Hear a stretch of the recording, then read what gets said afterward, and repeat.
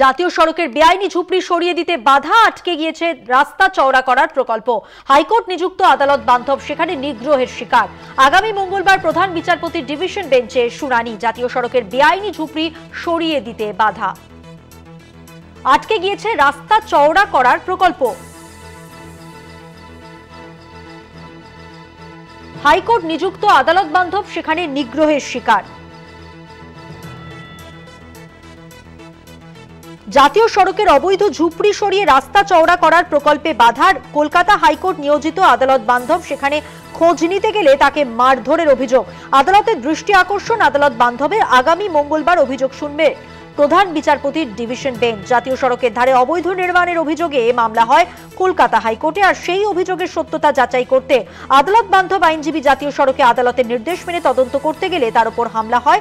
ঘটনার কথা উল্লেখ করে কলকাতা হাইকোর্টের প্রধান বিচারপতির দৃষ্টি আকর্ষণ করে আদালত নিয়োজিত আদালত বান্ধব অনিন্দ্য লাহিড়ী আবেদন করেছেন। আগামী মঙ্গলবার মামলার শুনবেন প্রধান বিচারপতি।